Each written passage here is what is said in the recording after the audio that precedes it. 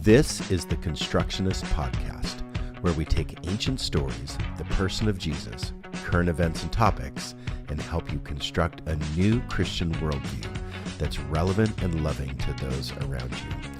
I'm your host, Kevin Bates. I'm a semiotician and community builder, looking at the signs of the times to build a better future together.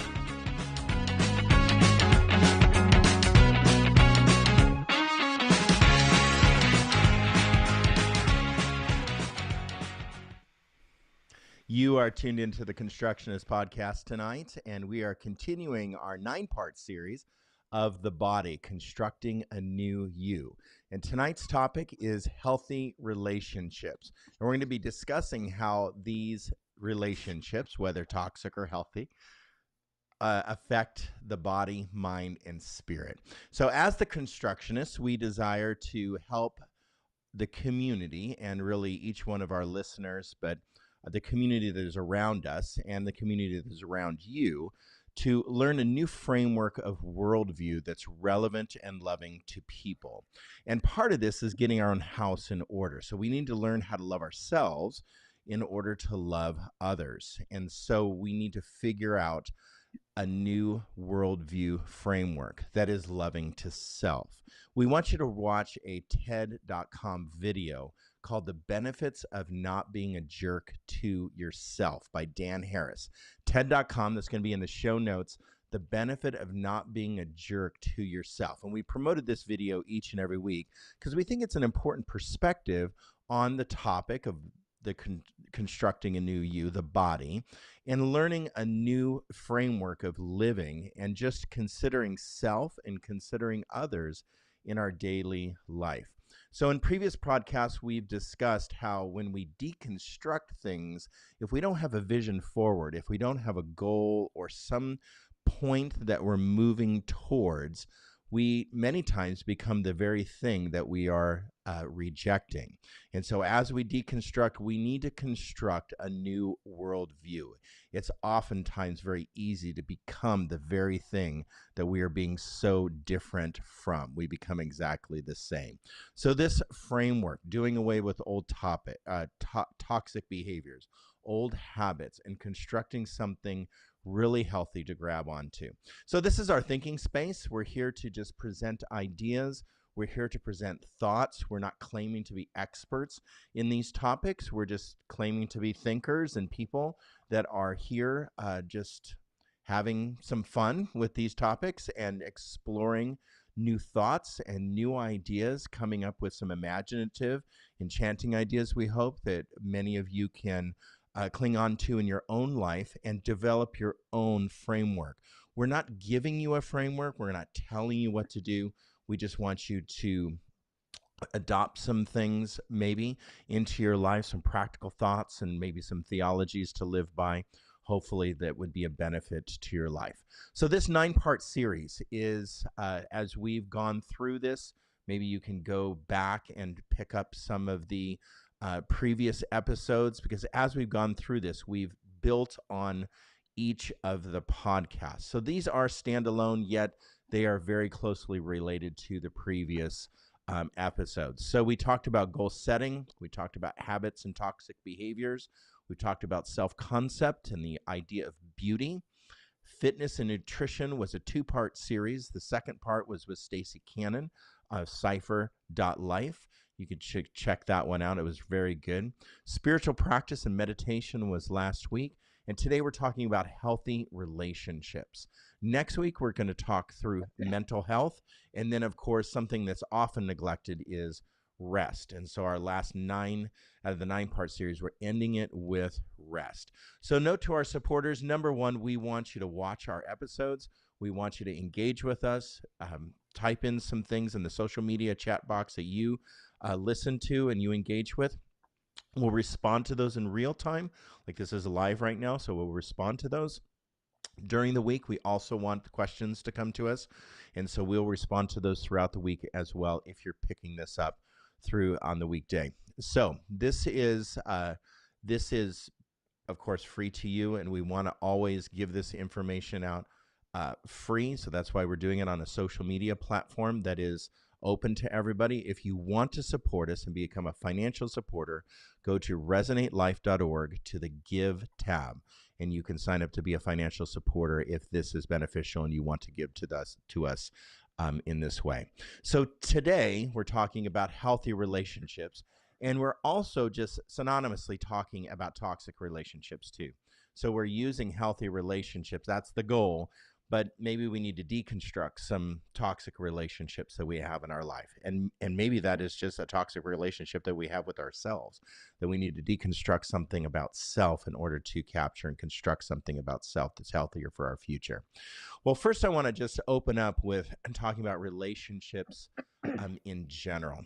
And there is an old saying in the church that, since I'm a pastor, I've been a pastor for 25 years. And so there's an old saying in the church that we should have relationships because relationships matter to God. And that has always been a saying in faith communities. Relationships matter to God. And I think that that is true, that relationships matter to God. But that's kind of in the clouds thinking. I mean, I don't see God walking around. I mean, I might experience God every once in a while. I might claim to have a relationship with God personally or corporately or communally. Yet relationships need to be and are essential to my life here on earth. And so relationships are important and need to be important to us as people. So relationships are important to me. And I want to change that I have relationships because they're important to me. And as Sharia talked in the pre-work is, she doesn't want relationships with people because God told her to have a relationship with her. She wants to have relationships with people because she wants to have relationships with people, because relationships are important to her. So relationships are important to us as a group, as the three of us, and we desire them to be important to you, healthy relationships, and we need to talk through that. So what do relationships do for us? Because if relationships are important, I got to figure out why. And so the why is this. Relationships actually do something for our lives. Interpersonal relationships are important because they keep us healthy. Now, that kind of sounds funny when you think, well, how could it possibly a relationship help me to be a healthy individual? Well, I would say that just communication and just interpersonal connection, having conversation with people, bouncing ideas off of people, maybe receiving some feedback on my ideas, thoughts, or what I do. Just having an accountable or having a interpersonal or a iterative type relationship with somebody brings health to our lives. And science actually proves that relationships elongate our life because we have interpersonal relationships. Studies have revealed that they bring enough joy or enjoyment for the long term. I mean, sometimes relationships get messy and difficult and they're hard, yet healthy relationships, they bring enough enjoyment to life that we live longer. And so a platonic relationship or a romantic relationship can help elongate our life. So if you want to live a little bit longer, or maybe learn how to deal with stress a little bit better through life, one of the recommendations is to develop new friendships. So it gives us that strong sense of belonging. It gives us that belonging that lets us, allows us, gives ourself permission to actually live a longer life. It helps us be more resilient to stress. Maybe we can communicate some of the stress out of us, and we are no longer just embodying stress, that we have some people that give and receive in relationship that helps us to navigate stress better. So it is proven that relationships bring great joy to our life. We share our life with other people, maybe through tough times, good laughs. It all results in a lot of joy. So I believe that since the beginning of time, now I wasn't around at the beginning of time, so I'm not sure, but I do believe that since the beginning of time, relationships have been around. And relationships are considered what they call the bedrock of society, of family, of community, of future. So things rise and fall on relationships. So they do bring great joy and provide a lot of support. So as we develop healthier relationships, having that support. I don't know if you've ever had a workout partner or somebody that you go to the gym with, or a yoga partner, or somebody that you take a spin class with, or something like that in physical health. Sometimes that encouragement through that, I don't want to do this anymore, I'm giving up on this, I want to quit. During those quit times, you have somebody that's your cheering squad, like a cheerleader in your life. So that person gives you support in the times that, well, when you believe you can't make it, and when you believe that it's a tough time, or maybe you just don't feel, think, or perceive that you have the skill set to navigate it. You do have relationships and can build relationships in your life that can provide that kind of support. But something simple that I read some research on that's very interesting is loneliness actually creates just inside of us unhealthiness, either unhealthiness in our brain, like just mental unhealthiness, or actually physical unhealthiness. Loneliness or isolation, feelings of isolation can create not only just mental unhealthiness or physical unhealthiness, but just the isolation in and of itself for extended periods of time can be a very painful experience. There's something different between being alone and lonely. So being alone is a state, being lonely is a sense of a painful experience of maybe extended long periods of time of aloneness. And of course, relationships help us to relate. And that is important just to think about, just maybe as existentially, that relationships, good or bad, how do we know how to relate to others is because we relate to others. So as we have friends, as we lose friends, as we're married, as we lose marriages, as we have work partners and work colleagues and we lose work colleagues, as we have that ebb and flow of relationships in our life, it helps us to relate. And so some people don't find a lot of value in relationships. And most of the time, in the 25 years that I've been a pastor, I feel like and think and perceive that I've been in this incubator study of toxic relationships. So the church many times is full of toxic relationships. Lots of people with hurts, habits, and hangups, they come to church, but then they develop and they have the same behavioral patterns in church that they went to church for, or trying to seek help or answers for.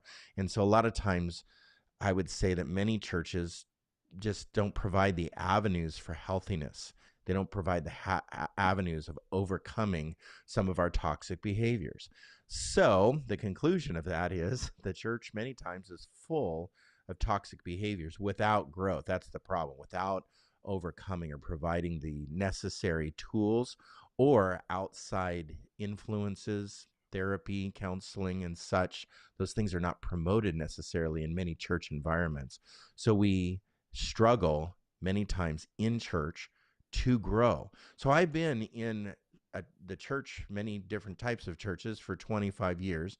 It has been an incubator study. And I would say that most people, this is my conclusion, most people struggle with relationships because they struggle with relationships. Most people struggle with relationships because they've been toxic. They are toxic, or they're used to toxicity and just let toxicity perpetuate. And that is their foil. That is their comparison. That is their example of relationships. So if we could only develop a framework of healthy relationships, as we say, I don't want toxic relationships in my life, but I don't understand what a healthy relationship looks like. So if we could today spend some time thinking about just the space to think, no judgment. I mean, I've had toxic relationships in my life too. We all have. And we can all name it.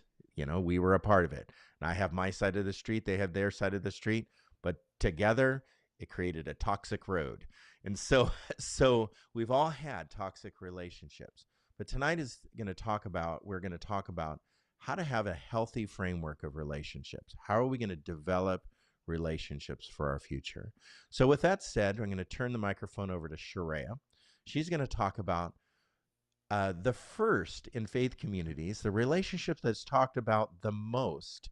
We're not Yet, going to talk about Asbury at all. no, we're not. I'm just so upset you brought it up. Jake is talking about the revival that's happening in Kentucky right now. It's been an ongoing discussion amongst some of us. No, we're just not going to talk about that tonight. We're going to talk about relationships. Thank you. So I'm going to turn it over to Sharia. She might bring it up. Nope. But I'm going to turn it over to Sharia. She's going to talk about questions in my our relationship with God. And what is a healthy relationship with God, Sharia? So teach us something. Help us to understand. Okay. So there's a very traditional approach to relationship with God that usually centers on some version of quiet time or devotional time. And while there's some value in that, we talked about spiritual practices last week and how quiet time is usually like this one-size-fits-all approach to spiritual practice. Mm-hmm. So while I do want to mention spiritual practice as an aspect of relationship with God, I also want to be clear that spiritual practice can look like a lot of things. So if you missed last week's broadcast, maybe go back and give it a listen. But relationship with God does not have to be confined to morning quiet time.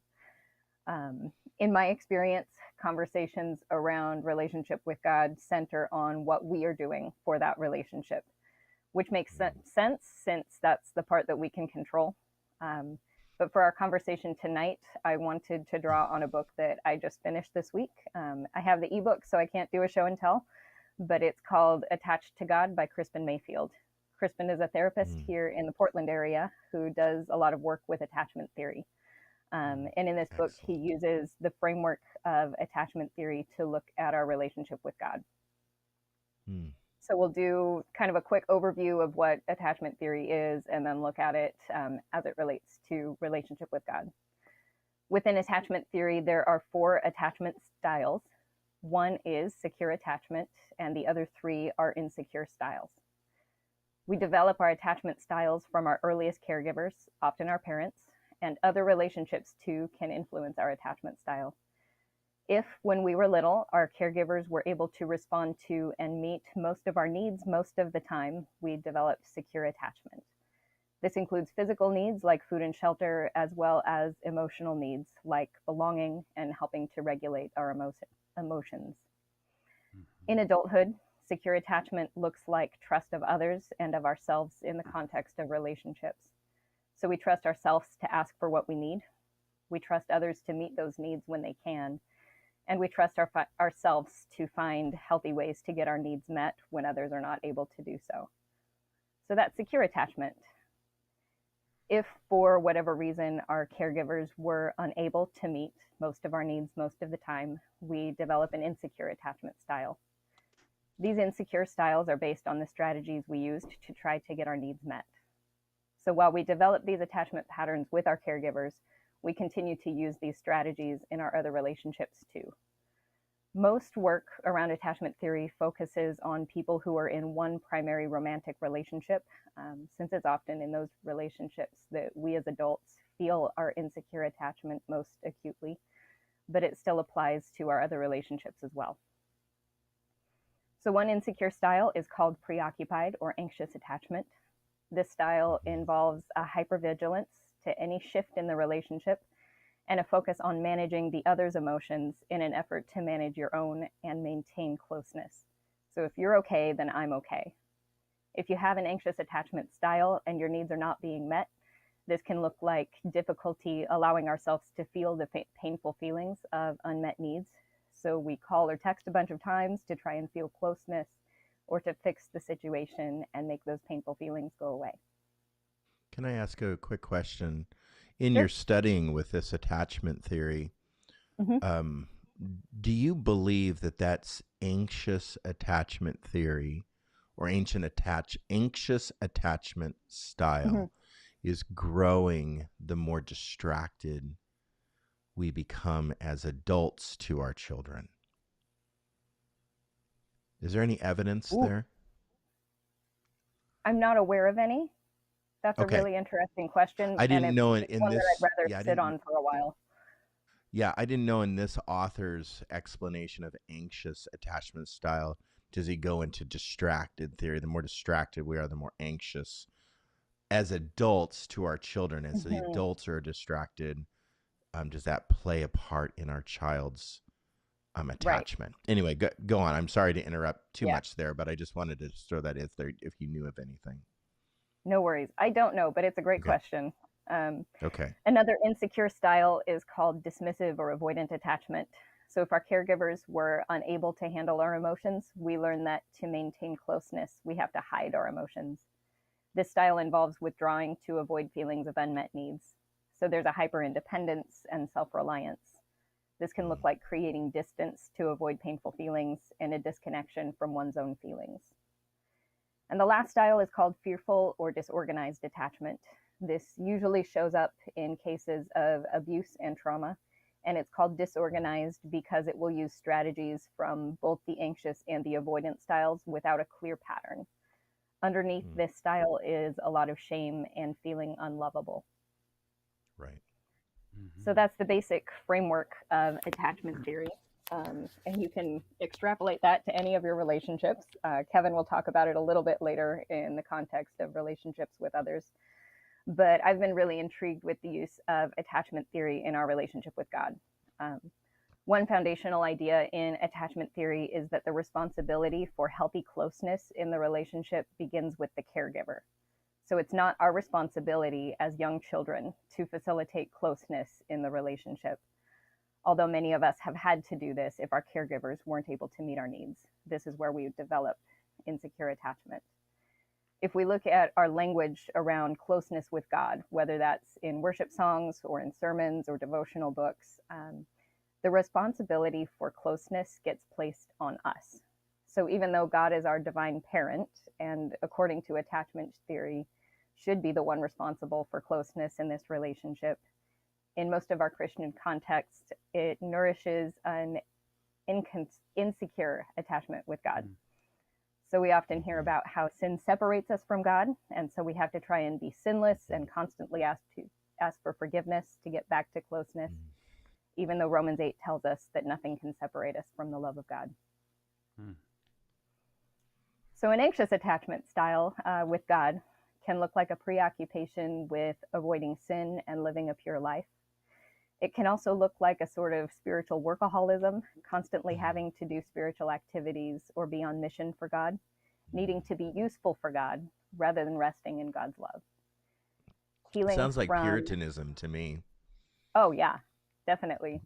For sure. Yeah. Yeah. So healing from anxious attachment with God and growing in secure attachment can look like rest or Sabbath, being able to relax from hypervigilance and trust that God is still with us. In the book, Crispin talks about playing an hour or two of video games as a spiritual practice. So doing something that's fun and wasting time without worrying that God will be displeased about it. Avoidant attachment to God looks a lot like spiritual bypassing. So we know that we're expected to have the joy of the Lord, so we avoid any negative emotions about God. If you've internalized the message that worry means you don't trust God, so you don't let yourself feel worried, you've likely learned avoidant attachment with God. Since emotions with God feel unsafe, an avoidance strategy can look like turning to theology to make sure that one has an answer for any difficult question that might bring up some difficult feelings. And similar to anxious attachment, it can look like frequent volunteering in church to do things for God rather than be with God. Growing to a more secure attachment with God looks like allowing ourselves to be seen by God. It means sharing our negative emotions with God without the pressure to clean them up first, even when those emotions are directed at God. And then disorganized attachment. I mentioned how disorganized attachment is characterized by shame. In relationship with God, it means we've internalized the message that we are a sinner. Some theologians will emphasize this identity, telling people that God is disgusted with us if it weren't for Jesus' sacrifice. In disorganized attachment, we view God as a judge who is always ready to punish us, Or we might believe that God loves us because God's required to, but that God doesn't actually like us. God is only pleased with us to the extent that we have become more like Jesus and less like ourselves. If we feel unable to be like Jesus enough, which shame tells us we can't, we then try to make God like us a little bit more by hating the parts of ourselves that are least like Jesus. Mayfield says, there are reasons to change and grow and heal and transform, but getting closer to God is not one of them. If we try to change ourselves because we fear disconnection, it won't lead to healing. For shame-filled spirituality, it works the other way around. The antidote to shame is connection.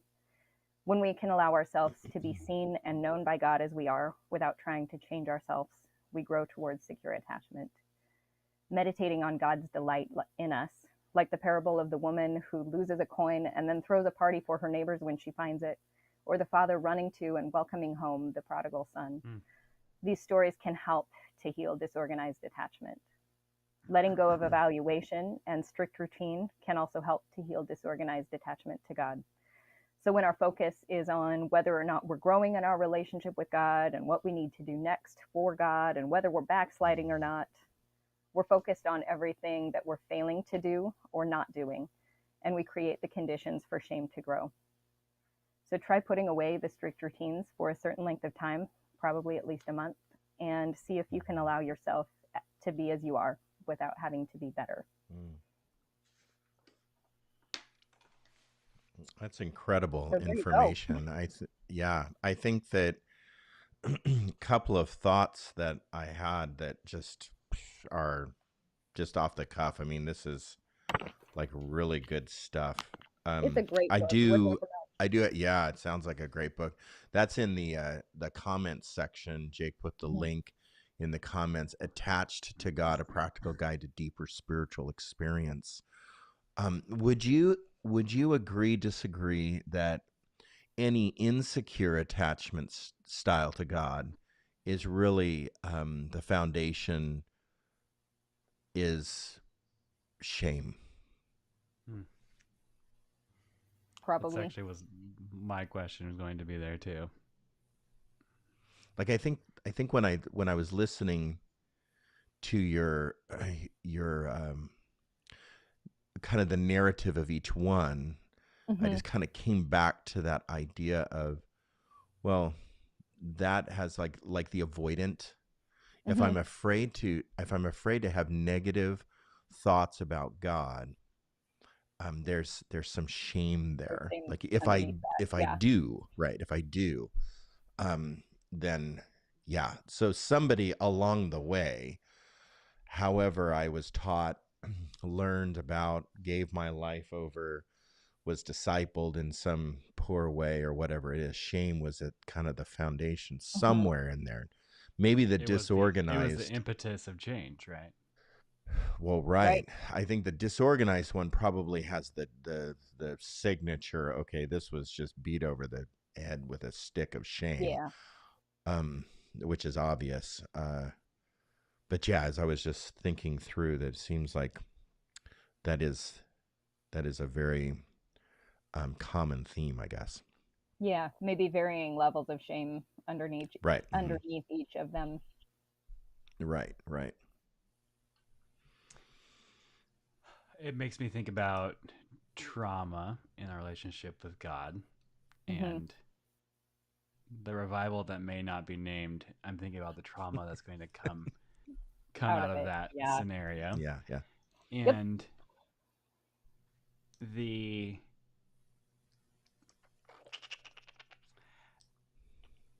trauma that leads to shame and shame-filled lives, trauma leads to disorganized relationships. Can we blame God for our trauma and shame in our relationship? I think if I look at Jeremiah and I read all the way through Jeremiah, I don't know if anyone's ever picked up that book, but it's in the middle of the Old Testament. It's part of our avoidant attachment style. I'm avoiding it at all costs. Yeah, and a lot of his appeals to God are the trauma that God is causing him and Israel and all these things. And so I think when you talked about how to heal from those disorganized relationships, that God has a part in that trauma as well. And we have to understand that part and heal from that. Yeah, I would agree. I think if God is God, then God is big enough for that. And it's okay to blame God. Mm-hmm. Well, also, you said something in the disorganized attachment about constantly trying to get closer to God, and I'm not worth it, or I can't get closer to God. I think the mental shift that many of us have had to make is, well, maybe God is already close, right? We're already close to God. It's just that needs that just shift, that paradigm shift needs to take place. Another thought that I had. Oh, go ahead. I'm sorry. Yeah. Well, I think if you associate God with a certain emotional experience, Yes. right, like you have to sing the right song to be able to feel God or whatever. The 5-point palm technique or something out there, right? Yeah, right. I think that's where it gets difficult to make that shift, because when the feelings go away, is God still there? Mm-hmm. Right. And some people have a lot of negative subconscious experiential times or emotions about God. I just met somebody the other day. I was in line at the bank and I didn't meet them. I just, I encountered them, and he was collecting his money from the counter, and he's like, well, I got to go pay some bills. I guess it's better to give than to receive. He's like, I don't know who the hell said that, but he was stupid. And were you like, I'm a pastor, I know who said that? Yeah. And so I walked up to the counter, and the teller looked at me and said, I think God said that. Didn't God say that? And I'm like, I think God said that. Yeah. So people, that's just something funny that I experienced this week, but that just kind of shows me, we do have like even isms about God that were drilled in our brain in a very negative way, that we have an avoidant or a disorganized kind of hateful approach to God. I was just thinking also the avoidant personality or the avoidant attachment style that you mentioned. And you said we have to have theological answers for everything. I'm seeing that a lot in our society right now, where the counter to everyone's like open thought. So somebody will have a new thought about something, or they'll just share it on social media, or they'll give their opinion about something. I don't give my opinion about nothing on social media anymore because I just don't want to deal with all the haters. But there's a lot of just theology bashing, or what Kevin, I'll call theology. We are hardcore sharing our opinions on social media right now. Oh, I guess so. Yeah, I guess so. I don't share anything on social media. Here I am. On social media. I don't type anything. I don't comment on anybody's. They have to watch and listen for they to really get. Yeah, they just have to watch and listen to a podcast. But when we don't allow other thoughts in the space then is no longer sacred. It's no longer holy ground, to be honest, because when we are so narrow because of our avoidant attachment style, I call it, and then you're just like squashing everybody's fresh idea, or what do you think about this, or the wonder, or the standing in awe, being amazed, it's like, well, what about this? Or maybe God acts this way, or maybe God is this way. And that all of that is being lost, and that enchantment is being lost in our society. And I was reading the other day, it's called giving a theological wedgie. So if you're a theological wedgie giver or a fundamentalist wedgie giver, where you come along and you just like have an answer for everything, and the answer is no, you're wrong and I'm right. You're giving theological or fundamental wedgies to everybody, and you just need to stop. And so You're a tool. that's that avoidant attachment style where like you're not allowing for anybody else's thoughts or any other ideas to come into the space, and therefore the space is just, well, it's pharisaical, it's control, it's not sacred, and it's no longer a sacred space. Yeah. Think in response of yours, thanks, Shreya. There's a concept of the dark night of the soul. Yep. And yeah, dark. Antifunken, Dark. if you want to be German like Luther. So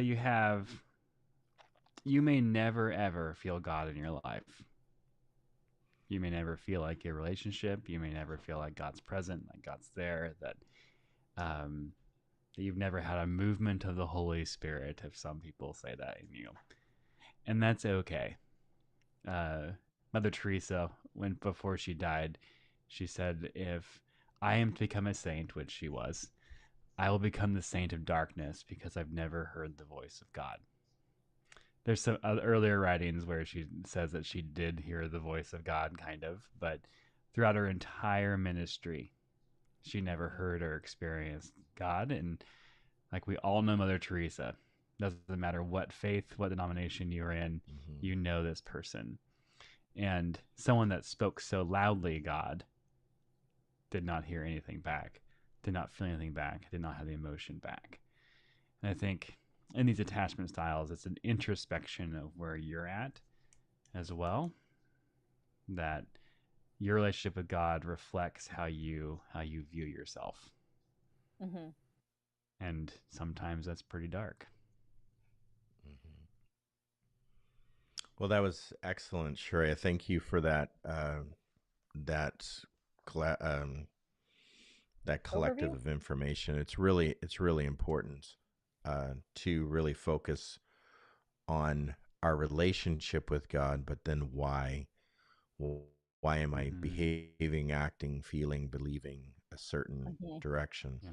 So, Jake, our next relationship to talk about tonight is creation. And so just before you get started on this, there's an idea in the sacred texts, all over everyone's sacred texts, about the idea of covenant. And the idea of covenant is this idea of relationship. And in a God covenant, you maybe have heard of like the Noahic covenant, where Noah came off the boat and there was a new covenant. And that new covenant had to do with people. It had to do with like the human beings. It had to do with God, but it also had to do with the earth, with creation in and of itself. And so there was a covenant, a relationship promise given by God to people, that, well, basically God would never do again what had just happened in this narrative story, which most of us on this podcast believe is a story that was written for a bigger point, a bigger idea that we need to grasp, a more of a recreation idea. And so at the beginning with Adam, or this figure of the human community, and then Noah, this idea of the new covenant, and then we have Abraham, another new covenant. And so we continue on to the new covenants given. And then, of course, the Christ gives ultimately this idea of a new covenant. So relationships go awry. Relationships have ebb and flow. And that's just showing me all through like sacred texts, but like, let's say the Bible, there is this idea of covenant continually being built, like a new covenant, new relationship that God wants with us. And so this relationship with creation is a thread all the way through Scripture. And so, Jake, why don't you explain healthy relationships with nature, with earth. With creation, yeah. So, like Kevin was just saying, if you read through the Old Testament and just take a practice of looking at how the author describes the land and the earth and the soil and the plants and the everything about it, and the health of that ecosystem is directly reflected in the health of Israel's relationship with God and creation itself. And so it is how we treat earth is a direct metaphor, direct allegory, I don't know, a connection to how we are in relationship with God and in relationship with others. And so Sharaya is taking God, Kevin's taking others, and so I'm taking the middle section of earth. So last Sunday at our church gathering, I read the end of a poem by Wendell Berry, and it reads like this. Find your hope, then, on the ground under your feet. Your hope of heaven, let it rest in the ground underfoot. There is no better than its places. The world is no better than its places. The places, at last, are no better than their people, while their people continue in them. When people make dark the light within them, the world darkens as well. I firmly believe in climate change through the process of global warming. And we are in a global warming pattern. We should be in a global cooling pattern. The global warming is caused by humans, I believe, wholeheartedly, specifically through industry. The big word for this is called anthropogenic, that humans have caused this trend in the globe and in our ecosystem. We're in an ecological crisis that's coming to a head. Creation's in trouble, and it really is truly our fault. And so our connection to the land, to the soil, to God is in direct reflection to how we treat the earth around us. Industry also has the power to change and affect the effect of their productions. And so when you look at salvation means that all of creation is healed, that humanity is healed, that the earth is healed, and that our connection with God to us and God to creation is also healed. So we had this idea that salvation is only for us, the individual, our personal reflection of our faith or religion with God. If there's one thing that I would love to do to change in the near history of Christianity, so the last 500 years, is that salvation is not only for you, but when Jesus talked about salvation has come upon your house. Salvation comes to villages. Salvation comes to people. Salvation's for the community, not for the individual. So as you look at healing and change, think about it outside of yourself. And as Kevin talks later about relationships with others as well, that our job is to create healing and create spaces that people can heal. And so that is part of creation. So the start of all of our idea of how to treat creation comes from Genesis. And so we all think, I think on this podcast, if I can just speak for all of us now, that the first 3 chapters of Genesis are 3 independent tellings of what the author believed or written down, that the narrative of how the world started or came to be. And so you have Genesis 1, Genesis 2, Genesis 3. And so there's 3 cyclical poems that go together that tell the story of how the world came to be. And that is not a science textbook. That is not a fact-based idea or narrative. It is a prehistorical account to how people thought the earth came to be. And so you have metaphors in it like Adam, which comes from red earth, that the blood is spilled into the earth and God breathes in the nostrils of Adam, and the red earth comes to life. And there we have ourselves. The crux of the entire ecological crisis is that we are disconnected from creation. We don't touch it.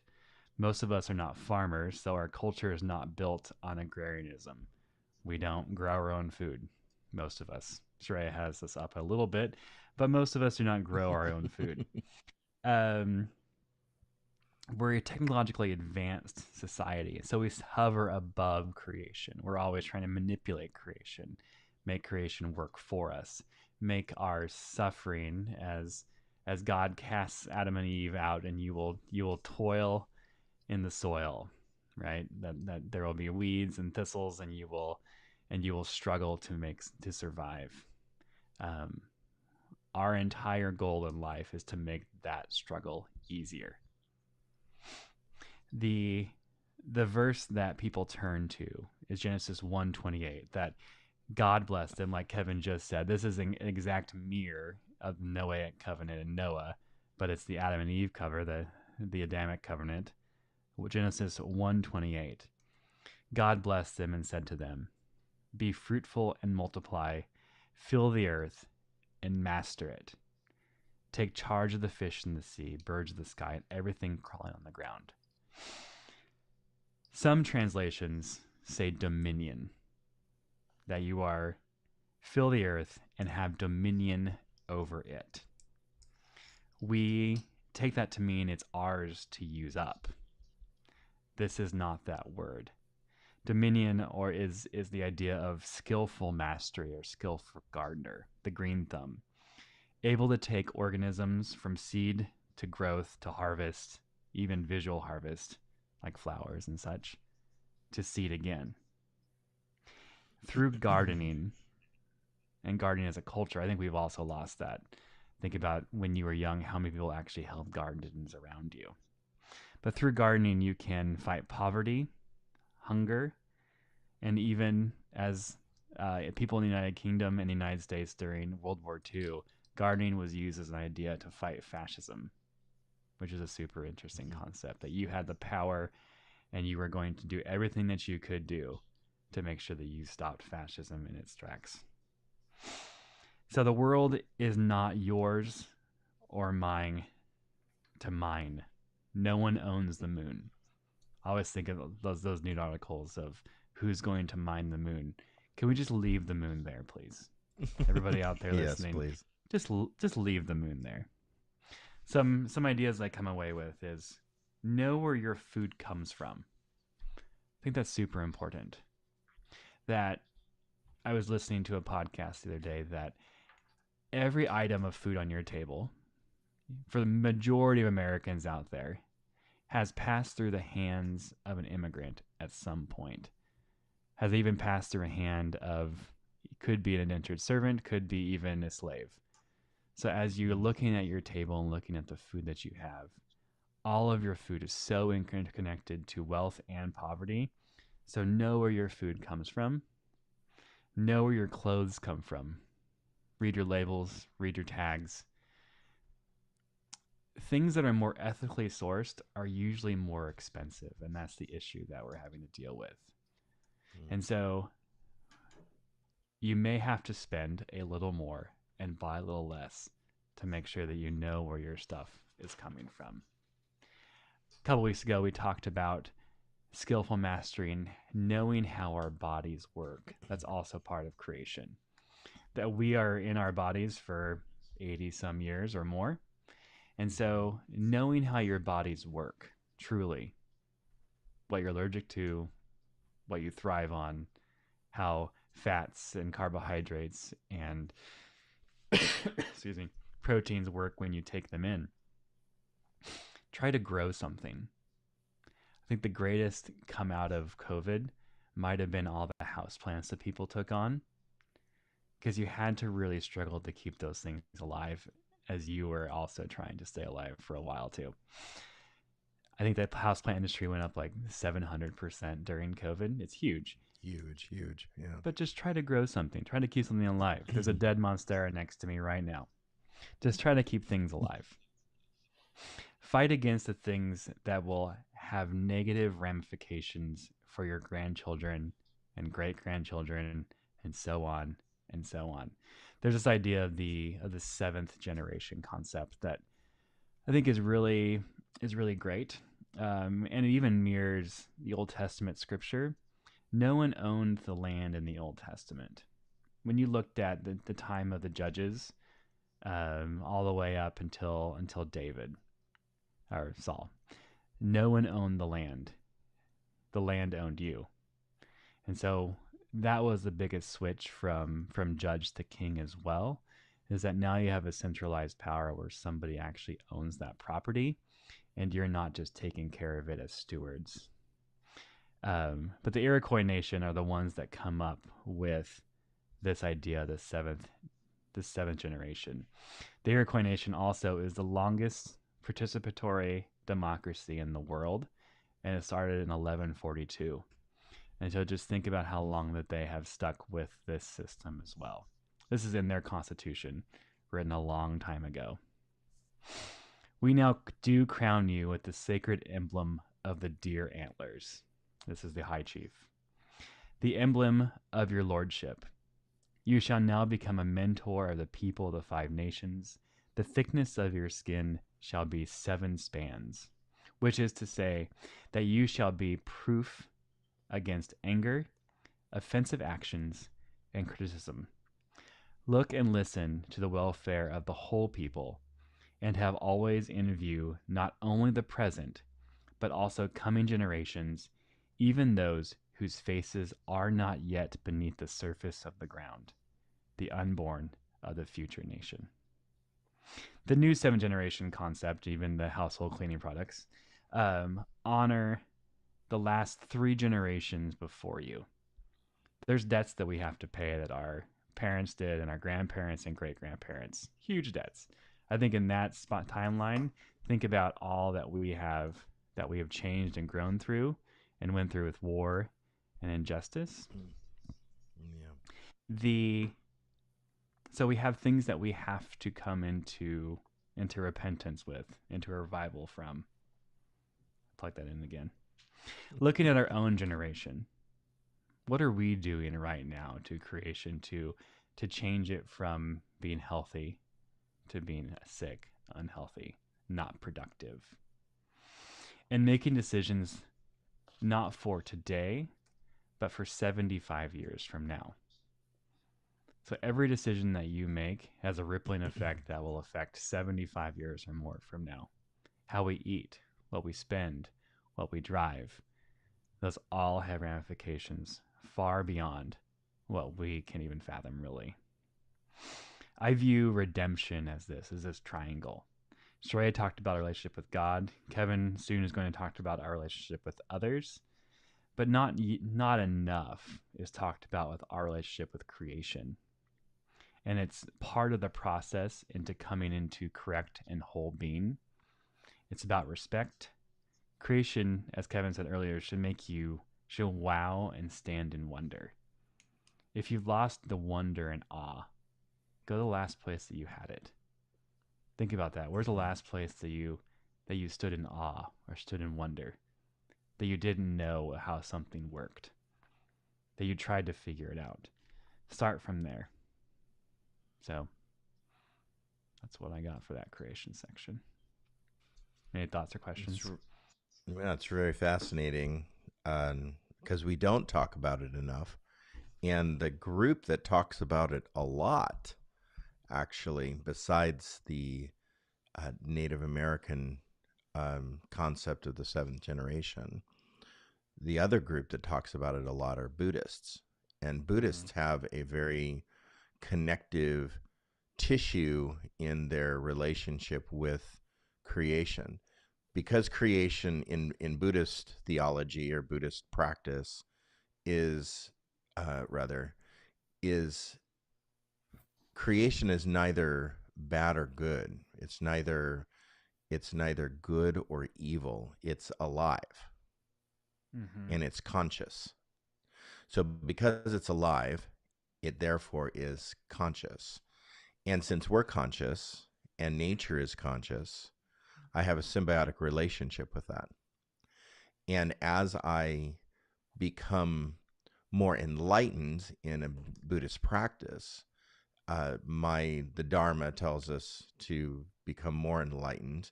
Therefore, I become more closer to nirvana. But in my enlightenment, in the Buddhist nature, I become at one with that nature. My enlightened nature becomes more at one with the creation nature. So my enlightenment, therefore, tells me to take care of the earth. My enlightenment tells me to garden the earth or to work in symbiosis with the earth. That's what a Buddhist actually practices, which I find that fascinating that they have a handle on that.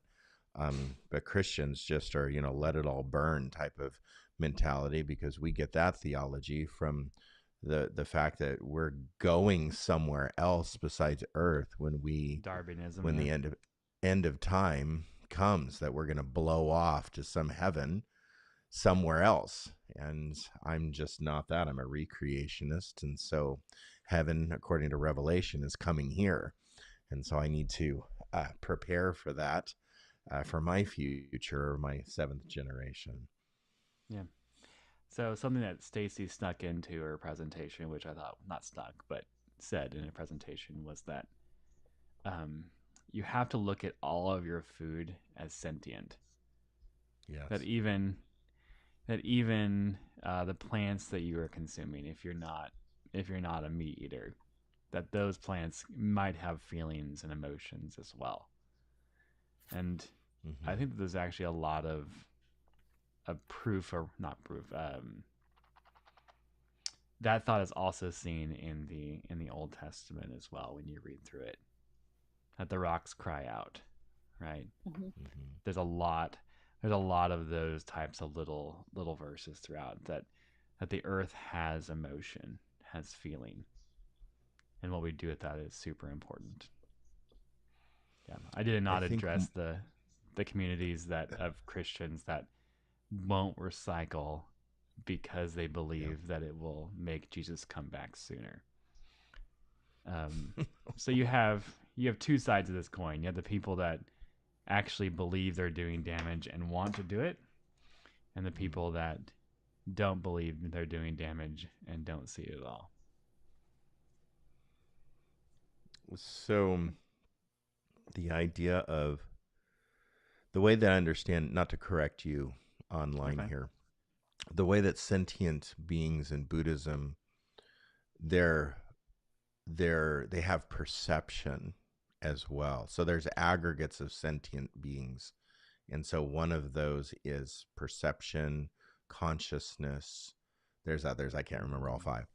Yeah. But sentient beings would be more animals and human beings versus plants, although Buddhists believe that in consciousness, and so if it's alive, it's conscious.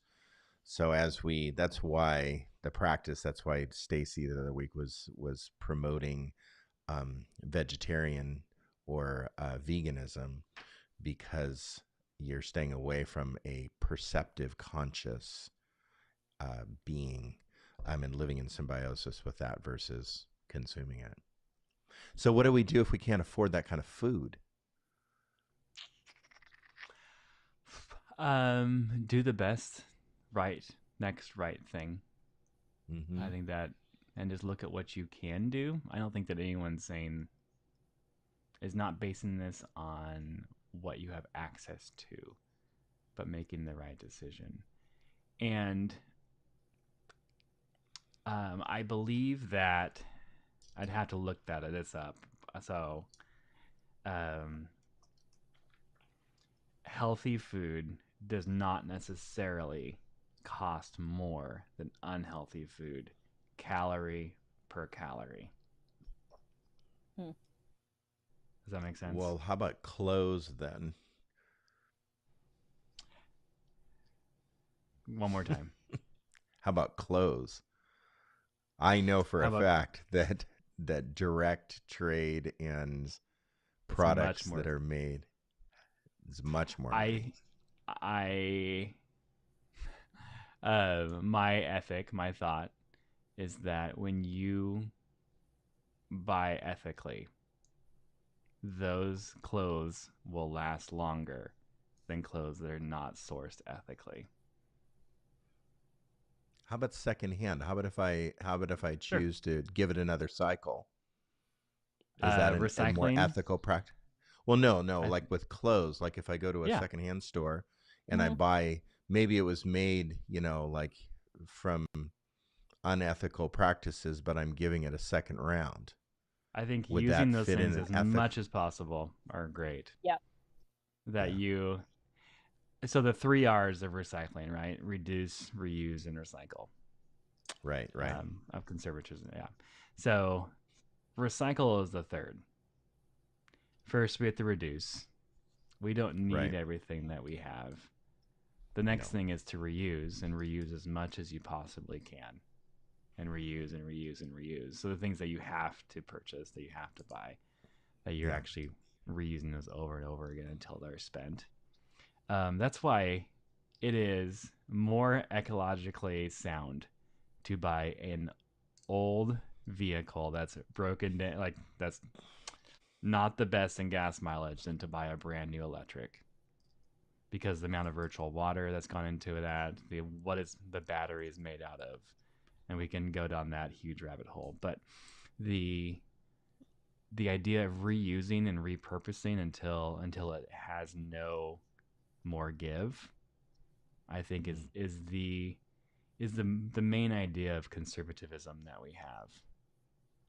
That our lives are to be stewards and conserve our resources, conserve, steward, guide, heal. I think two practices actually that we've done as a family is reduce plastic waste, plastic use. And sometimes that is really frustrating. I'm in the kitchen, I'm trying to put something away, and I just want a plastic Ziploc bag. And we have no plastic Ziploc bags. Just 2 nights ago, I'm trying to put food away, and I just wanted a plastic Ziploc bag, and I had to figure it out. And so when I did figure it out, though, it was really rewarding. I'm like, okay, I didn't need a plastic Ziploc bag. Second is we're a one car family. So really trying and striving to be and continuing to be a one car or sharing cars with my friends versus being, a 2 or 3 car family. Um, it's really, I don't think most of us, now I understand if, you know, both of us need cars and we need to get to our jobs and such. But I know 1 car families that they just wake up a little earlier and take the other person to work and then go to their work, or vice versa, and then pick them up from work, and or they're taking public transit home. It's been really rewarding to really strive to be a 1 car family. So there's other options that actually do cost less, that we can care for the environment a little bit more. Any other thoughts on creation before we move on to the I have others? a short one. Yeah. Go for it. So we talked a little bit about the creation story in Genesis, and Yeah. Adam and Eve being kicked out of the garden, and the ground producing weeds and thistles, as like a symbol of the work being harder, or of suffering, or something like that. But something that struck me is that weeds are usually super healthy. Um, like before you go eat one in your backyard, make sure you're really solid on your plant ID, because you can make mistakes. Yeah. But like for the most Don't part, eat nightshade on your weeds are salad there. really good.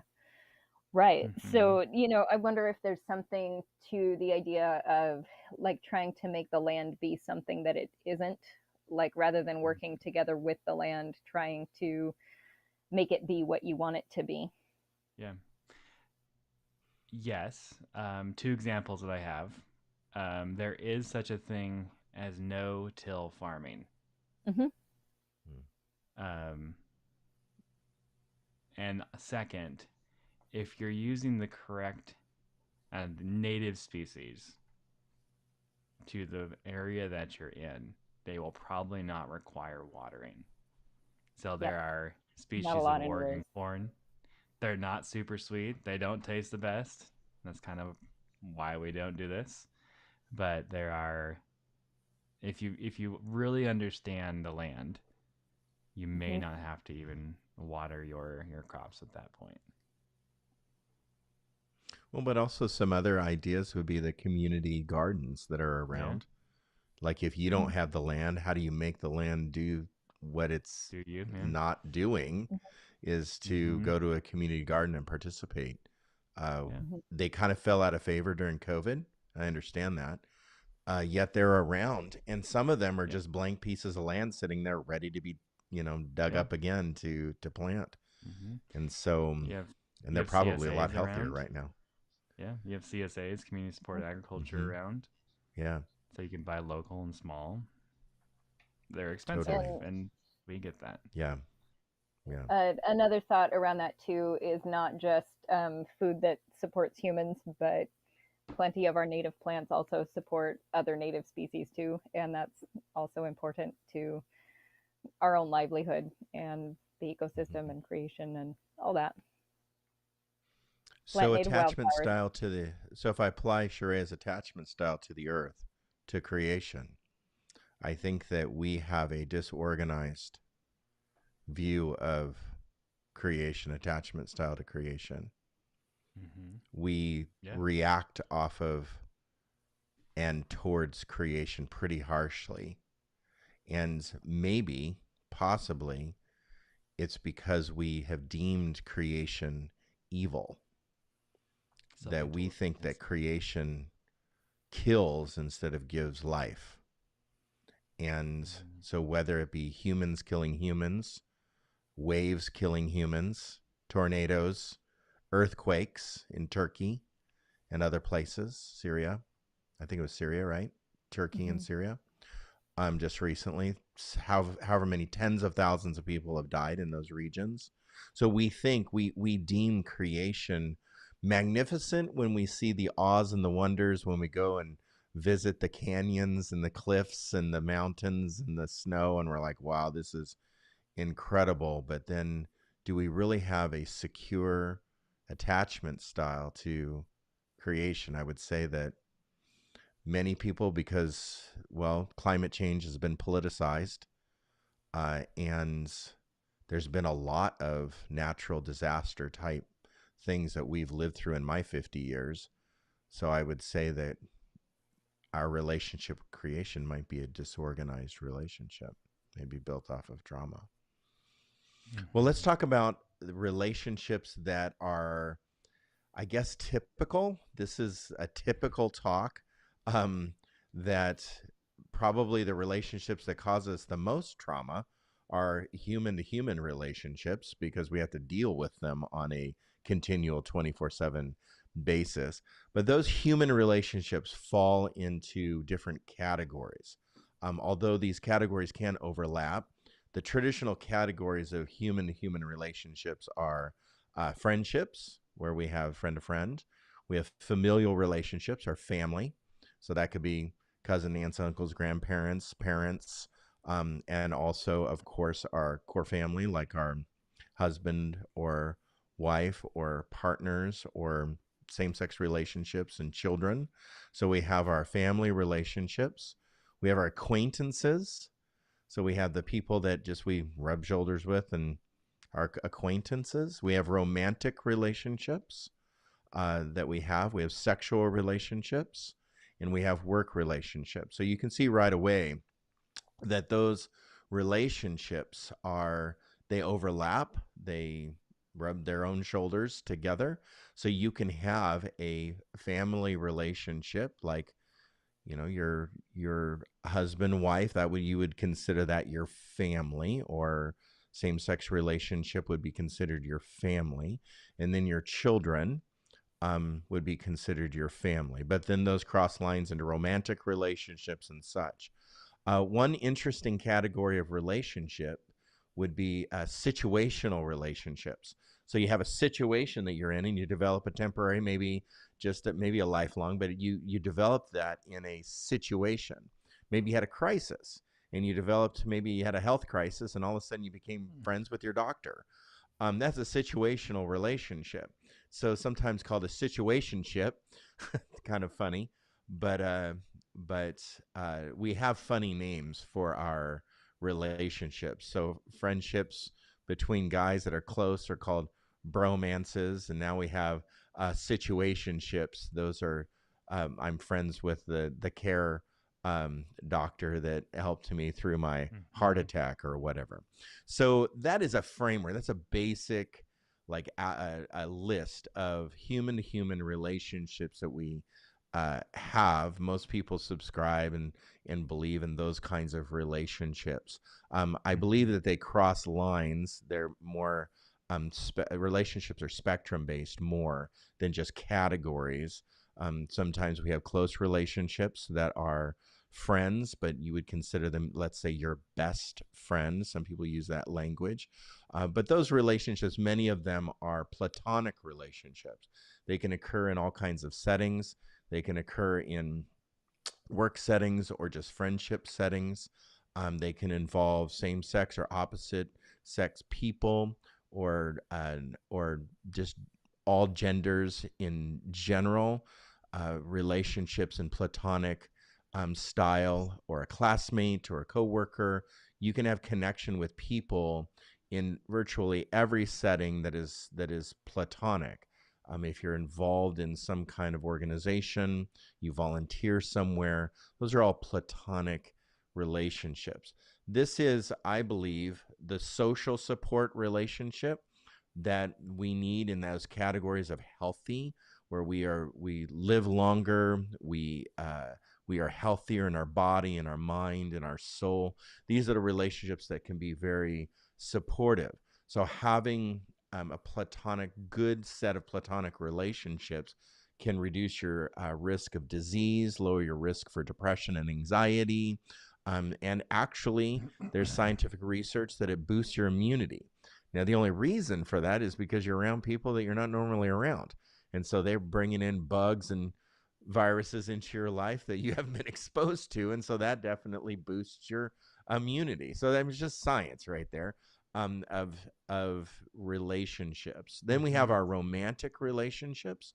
Those are like a next, I guess, level of intimacy. You can categorize that, of feelings of love and attraction for another person. And of course, romantic ideas can vary, and so you can be infatuated, or you can have more intimate, or maybe a marriage commitment in romantic relationships, or a lifelong partner style relationships. Those are described, I guess, in different ways. Romantic relationships can be, romantic love is a combination between somewhere of passion and intimacy. No one's really been able to categorize it or put it in a box of what a romantic relationship is supposed to look like, because the ebb and flow of life, romance or romantic passions and such, change or evolve, or there's sometimes more of it or less of it depending on your situation. And so you can have a romantic relationship that has a season of no passion, less season of intimacy, or greater seasons of passion and intimacy. So two big categories, platonic or romantic, basically are two categories that, sociologists and psychologists and relationship counselors have categorized, separating those two based on the love and the passion and the infatuation and the attraction towards another person. But then there's a third category of relationships, and those are toxic. And so these are the interpersonal relationships that get intertwined or intermingled emotionally and physically and psychologically, where your well-being is undermined. And so the toxic relationships in our life can basically leave us shamed. They can leave us humiliated. We're misunderstood a lot in toxic relationships. We don't feel supported in toxic relationships. So any relationship, whether it be familial, friendship, romantic, whatever it is, even coworkers, they can be toxic people in our lives. And so toxic relationships are really categorized by kind of some signature markers. Now to say, I have somebody in my life that does this thing to me, doesn't necessarily mean that you're in a toxic relationship. It just means that they're doing that thing to you. if they continue to do that thing to you, whatever that thing is, and I'm going to give you a list of things, but if they continue to do it, then it moves from healthy to toxic, where if you have a pattern of behavior or a pattern of, I guess, a lack of support in your life. So lack of support is number one. Blaming, constantly blaming, competitiveness, controlling behavior, disrespect, dishonesty, gaslighting, hostility, jealousy, passive aggressive behaviors, poor communication, and causing stress. So those are kind of the signature markers of a toxic relationship. And that can happen in both romantic and platonic relationships. But it's given this special category because many of us have dealt with toxic relationships. And we need to learn about them, know about them, and hopefully get the support and the counseling and the therapy that we need to overcome being toxic and also overcome the relationship that is toxic, and saying no to people out there that I would say, I can't have a relationship right now with you in the type of situation that we're in. So learning to say no.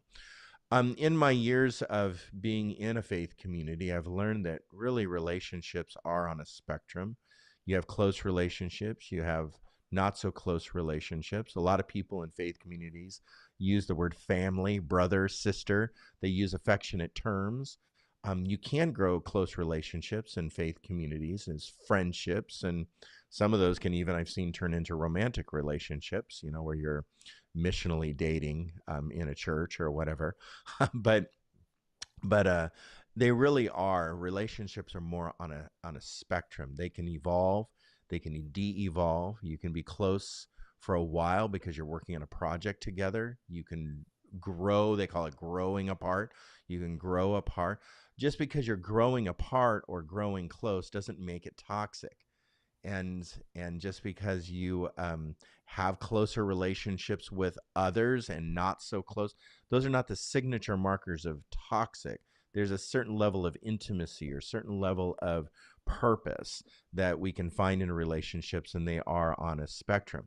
So I've actually seen divorced couples with children very effectively co-parenting their children.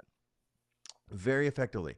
They are parenting their children better now as a divorced couple than they were as a married couple. Why? Because they discovered that they weren't effective people together, and they just didn't work. And either one was maybe too abusive, one was maybe struggled with anger. Somebody took that anger out on another individual.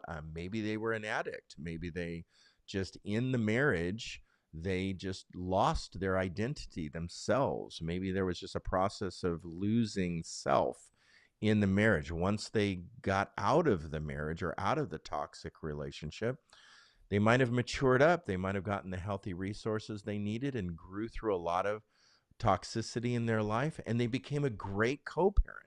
So whatever happens, whatever the reason of divorce or the reason of a breakup of a marriage, I'm specifically talking about marriage, I've seen it. I've seen them not be an effective couple together, but definitely being an effective co-parent. It can be done if you're willing to do the hard work, and that's the thing. You're willing. I've heard of divorced couples being very good friends. I've heard of a divorced couple that own a business together and they own a business together when they were married. They couldn't figure out their relationship married.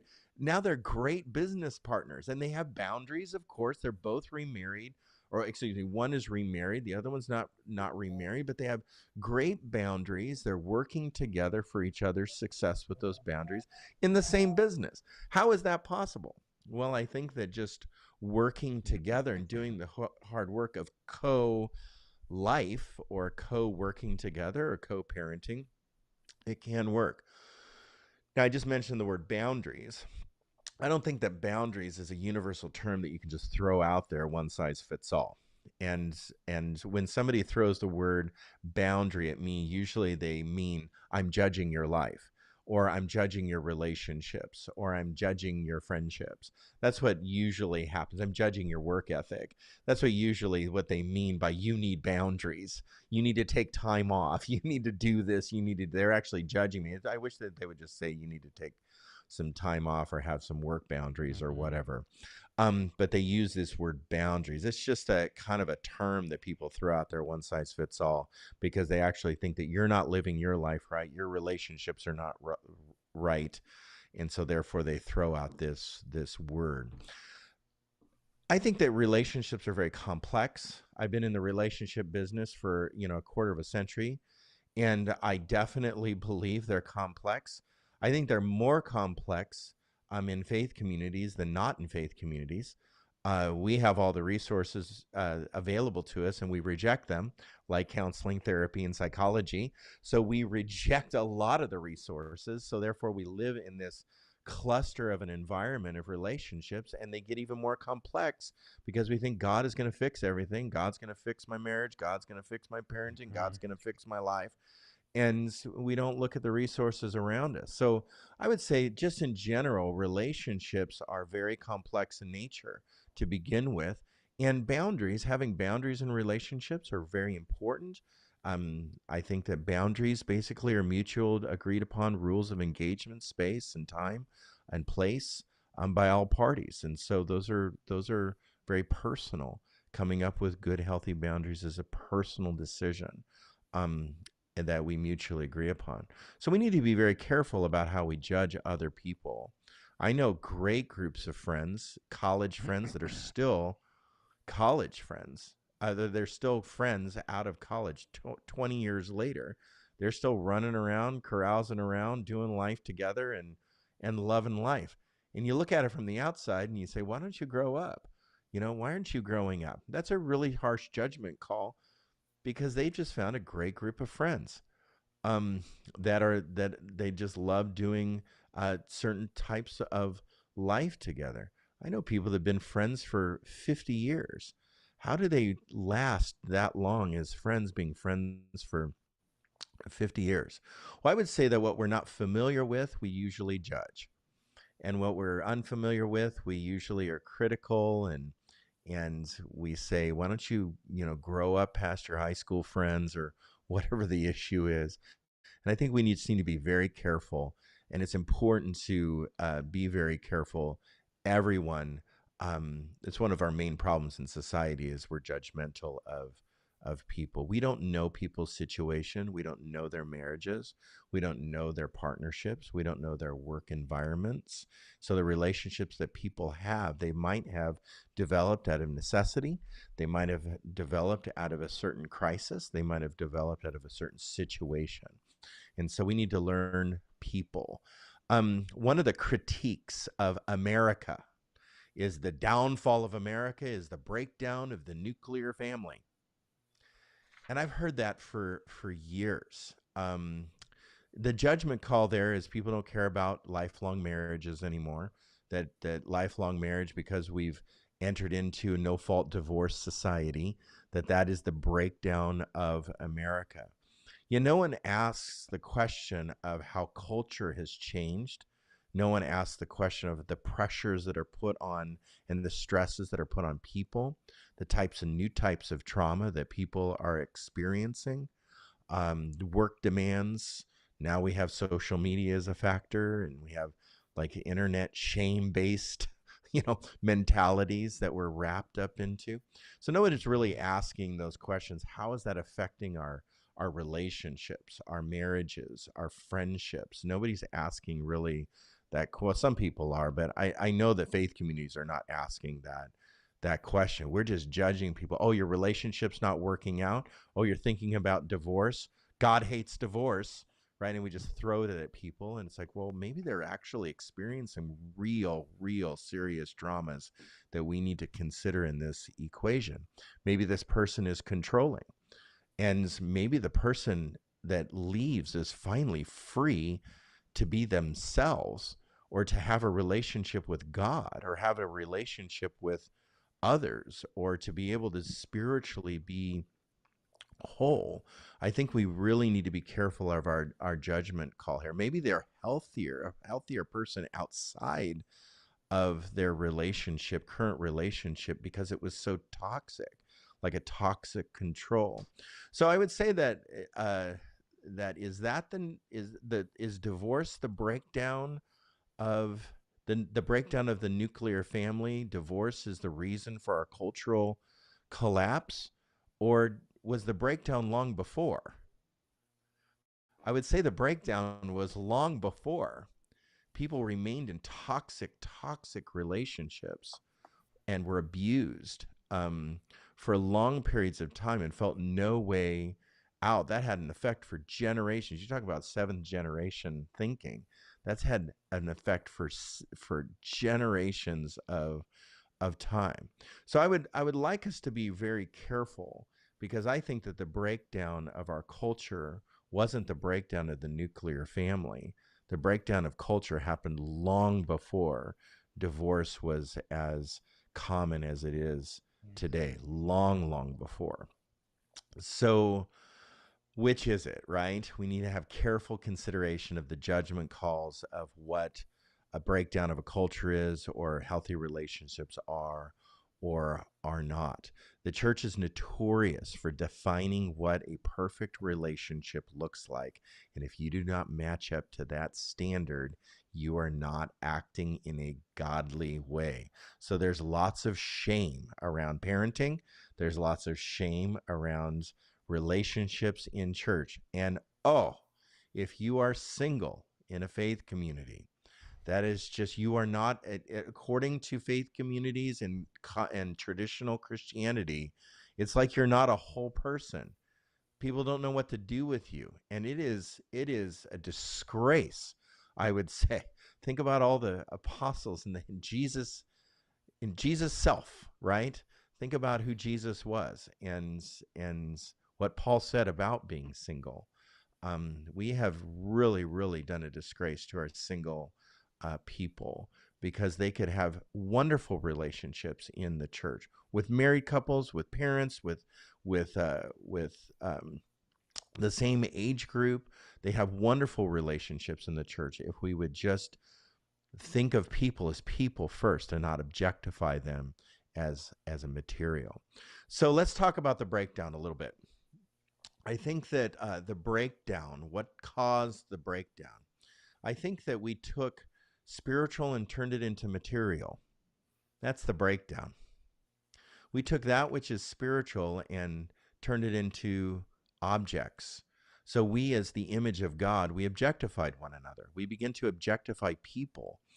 The breakdown comes from instead of building people up and love between others and taking the greatest command seriously, and cultivating intimacy and connection and avenues of connection, living in that wonderment of, that's amazing. You people are amazing. Your relationships are amazing. How you are treating others and looking for that wonderment each time as the image of God connects with another image of God, as friendships are built, as people connect with one another, whether it be 2 by 2 or 3 by 3 or groups or whatever. The mystery of all of that, the mystery of relationships, has been lost, I think, in the church. Relationships have been manufactured.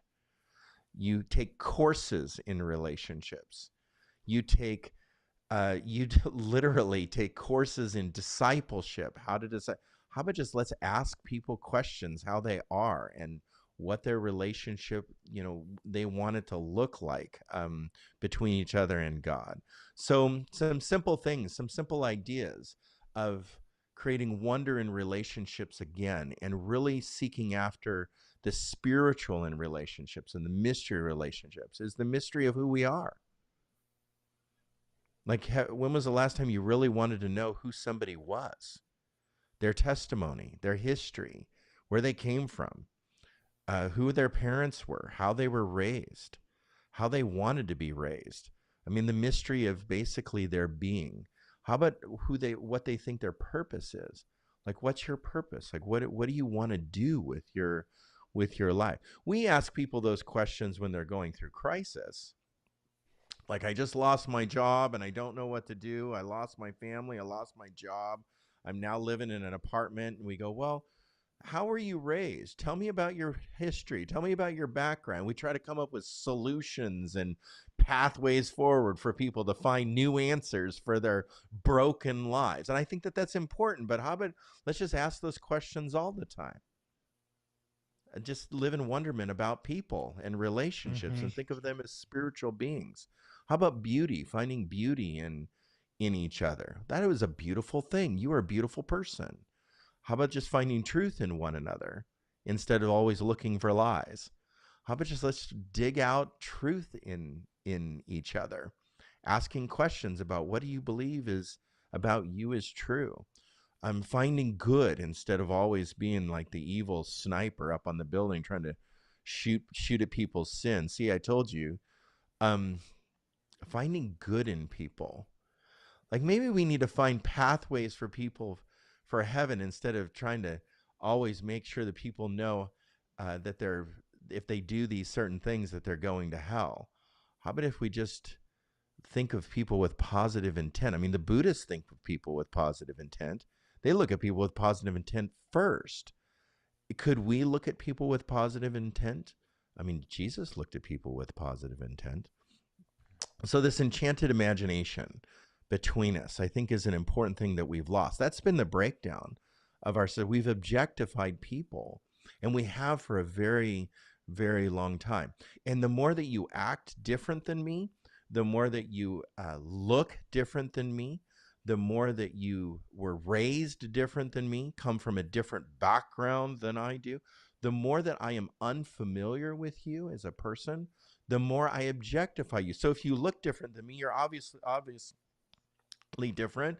You're raised different. You act different. You talk different. Therefore, you are different. I'm going to treat you different.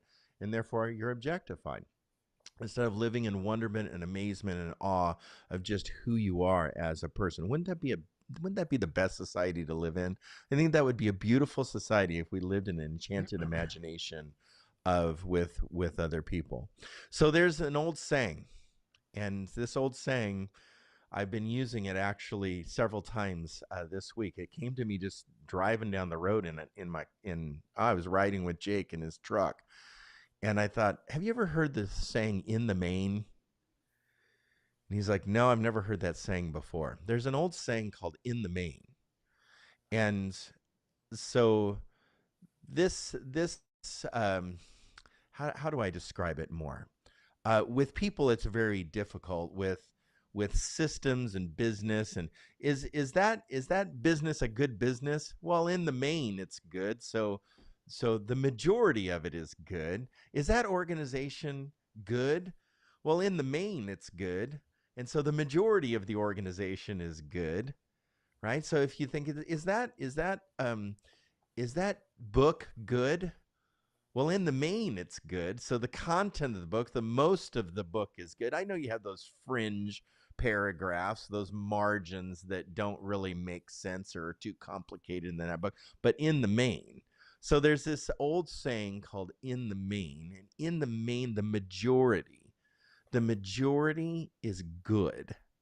And so when you say something's good in the main with people, the majority, a lot of their behavior, probably 99% of who they are, just because they're the image of God in the main, they're good. And for the majority of people that I meet, they're pretty darn good people. I haven't really met too many complete neurotic sociopaths in my life.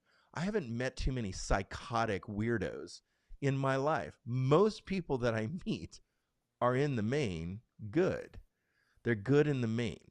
And so if we could only look at another person as maybe generally just a good person, that they're good in the main, that they're beautiful in the main, that they are the image of God completely, and in the main, they carry that image. They're a beautiful person. They could look different than you. They can act different than you. They can be raised different than you. They can perform different than you, but in the main, just because they exist and carry the title human being, in the main, I would say that if we could only change that idea. So, what has caused the breakdown of our culture?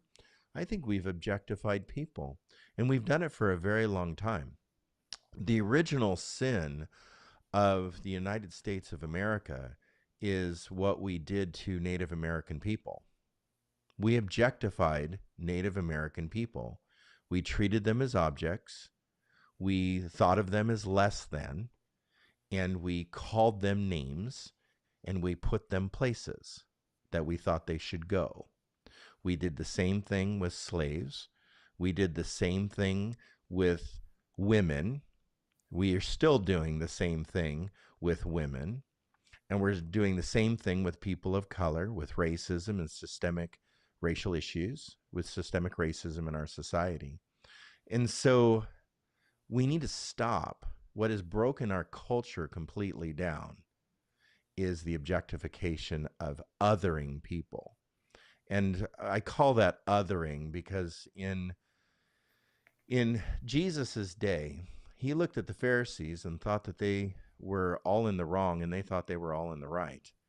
And they were all in the wrong because they thought of the people that were other, the ones on the margins, the Samaritans, the woman at the well, the woman caught in adultery, the tax collector, the person on the side of the road, the person that couldn't walk, the person that couldn't see, the person that couldn't talk, the person that had a skin disease. All these people were othered. They were put in the margins. And Jesus picked them up off the ground and turned to the Pharisee and said, these people are going to heaven. You're the one that's going to the gnashing of teeth, he would call it, or you're going to the Gehenna. You're going to the trash dump. These people are the ones that are going to be saved. Turned to the prisoner, the criminal, and said, this day you will be with me in paradise. So I think about what we've done with the other and how we've othered people. We do it all the time. We're not familiar, so therefore they're on the outside. So I would say that just because you are a human being, that makes you beautiful, that makes you good, that makes you wonderful, that makes you true, that makes you a child of God. Therefore, in the main, you are good. And if only we could treat another person. So where does the breakdown come from? Well, I think it comes from sin. And when we sin against one another, what is that sin? Well, we don't treat each other with equality. We don't treat one another with fairness. We don't treat one another with love. So when we break the greatest command, when we don't love one another, I would say that that's ultimately what ancient texts call sin. And so some people believe that there's a difference between gender with sin. There's a difference between I guess culture and sin. So it's we sin because of the evil age, or we sin because I'm this or that, or I have this title or a certain, I guess, level of leadership. I sin. I would say that we sin based on Sharea's opening, that we have certain attachment styles that make us miss the mark. We treat one another poorly because we have disorganized, avoidant, anxious attachment, insecure attachment styles. So how we were raised, a culture that continued to raise us, the people that influenced us, the people that spoke authoritatively into our lives, shame. We carry that foundation of shame through our entire life sometimes without the hard work that Brene Brown would say, you got to do the hard work to process through and to navigate through those hurts, habits, and hangups in your life. Why? Because those attachment styles, whether it be disorganized, avoidant, or anxious, we take that out on other people. So I would say, as the faith communities and the one that I oversee or I pastor, the Christian community, I would say that our anxious attachment styles, our avoidant attachment styles, and our disorganized attachment styles. You talk about treating people as other. I mean, call yourself right now in a Republican environment, call yourself a liberal and see what happens. Call yourself, just say the word global warming or climate change in an alt-right group. Just say it and see what happens. You talk about being othered. I mean, there's very specific names that people call one another now. Why? Because we've objectified one another. And I would say that probably treating people with inequality and othering others is one of the greatest sins that I see through the Bible. So that has been, I would say, the breakdown when we live in attachment styles, this anxious, disorganized, or this avoidant attachment style that early on we started to begin to develop in our lives. We carried that through. I would really refer back to Sharea's work in this book and do some reading and apply that lens that lens of attachment through our attachment style. So a fear-based attachment style, like an anxious attachment style, is definitely going to make you treat another person a certain way, not allowing emotions to be expressed as you were raised, whether that was quelched, devalued, demeaned, or basically like shamed out of you, expressing emotion, hurt, or pain that you were experiencing. Definitely would develop an avoidant attachment style, definitely would motivate you to treat another person that way. And so in relationships, because of attachment styles, I would say are complicated. Some people say they're messy. They're worth it. I would say relationships are worth it. Healthy relationships take work. You have to grow through things. You have to learn to navigate life differently with another person. But I can tell you that there is much fruit, what I'll call fruit, much joy. You can fight disease, as science tells us, and you can live a long life if you do the hard work of relationships. Relationships affect our body. It affects our mind, and it affects our soul. And so with that, I want to just close this down, ask if we have any other thoughts, Sheree or Jake. Do we have any other thoughts about relationships and the framework of healthy relationships? Nope. Good. Okay. I think the framework of a healthy relationship, as you're saying, to find beauty and wonderment in another person, yet, and to find it in yourself first, or you'll never have a healthy relationship. Oh, yeah. Yeah. Yeah. I didn't even get to having a healthy relationship with self. Yeah. There is an old saying where there was a wise person that was asked by a religious teacher that said, "Rabbi, what is the greatest commandment that you can think of in all the texts that you've ever read? What is the greatest commandment?" And that rabbi, right, if you think you're a rabbi, tell us the greatest command. And so that teacher looked at the other teacher and said, the greatest command is to love God